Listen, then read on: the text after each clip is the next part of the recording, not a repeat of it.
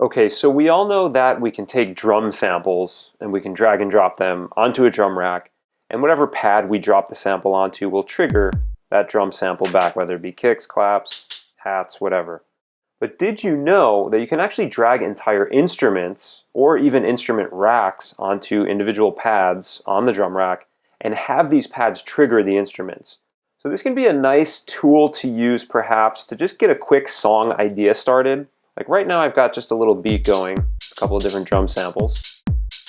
And what I'm thinking of doing here is adding perhaps a bass sound or a bass instrument to the drum rack, and I can just get a bass line going and just start to hear my idea manifest itself just in the context of this one little drum rack.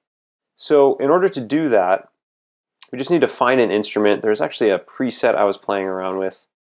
It was an operator preset, here it is, called Bass Housey, which I think would be a good fit for this drum beat. And all we got to do is take this instrument, you notice it's in the operator subfolder under instruments, just take this preset, drag and drop it onto a pad. Let's drop it onto C2. Now that it's on the C2, if we trigger that pad, what it's doing is it's playing the instrument back, but we can hear that doesn't really sound all that much like a bass note. It's kind of in a ridiculously high register here. So how do we fix that? Well, let's open up the chain view on the drum rack.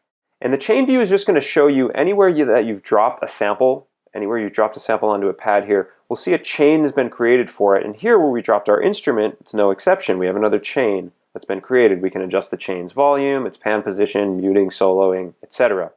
But if we go over here and we click this I/O button, we can now see inputs and outputs for MIDI notes. So we see two columns here that popped up, one for receive note and one for the play note. Now the receive note is always going to correspond to the pad that you drop the sample of the instrument on the drum rack.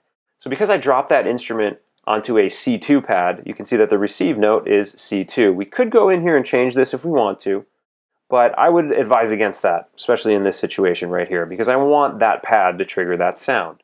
However, more importantly over here we have the play note, and this is telling drum rack which note to trigger or which note to play when we hit that pad or when we click it. So right now it's playing a C3 note. That's pretty high up the keyboard register, not really suitable for a bass sound. So all we got to do is transpose this down by changing the play note. Let's bring it down to a lower octave, maybe down to E0, for example. There we are. Now if I trigger that pad, you can hear that it's playing a much lower pitch. So now if we play the drum beat back, close the browser,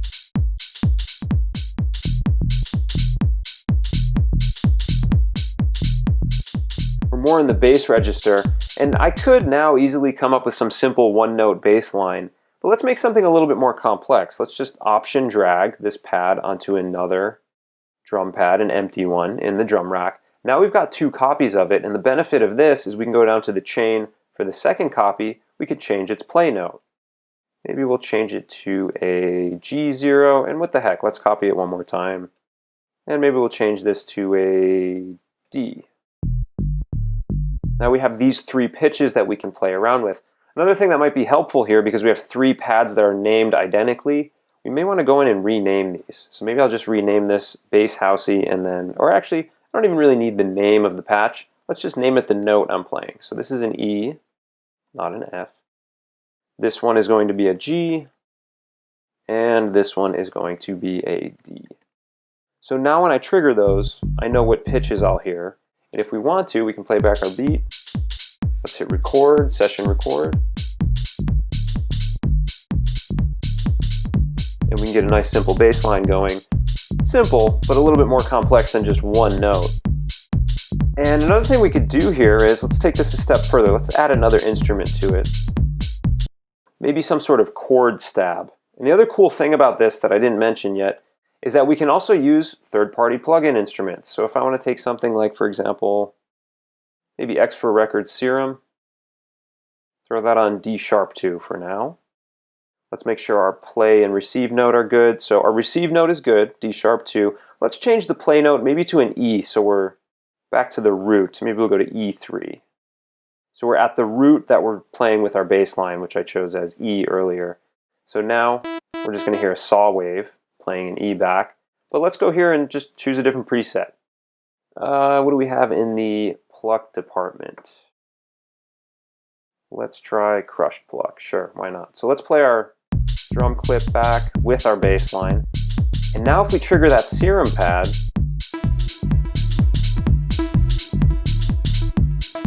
we can hear now it's triggering an E3 note.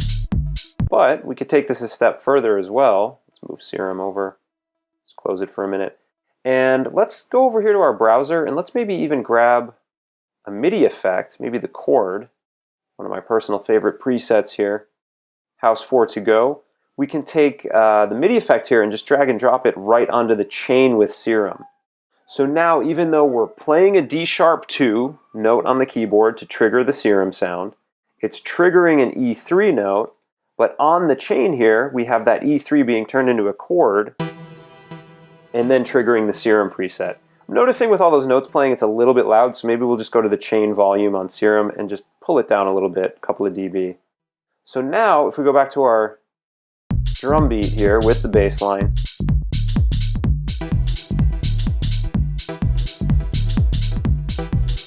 so let's record that note in.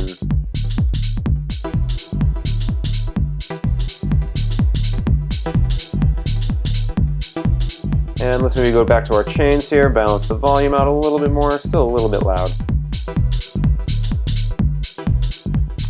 We can collapse everything down, and now we have a nice little contained inside the drum rack idea for a song starter. And then of course you can always save the preset for the drum rack. It will save the state of everything we've done in there, including the serum. So this is a great way to start adding instruments to the drum rack and just start playing things in a slightly different way than just loading it onto a MIDI track and playing it traditionally on your MIDI keyboard. Having this sort of pad-like mentality of dropping in different instruments and almost treating them like one-shot samples that you're kind of layering into your groove or layering into your beat. It's one of my favorite things to do, to kind of write in a sort of left field, outside the box kind of a way. But anyway, I hope this one has also been helpful to you guys. Take care.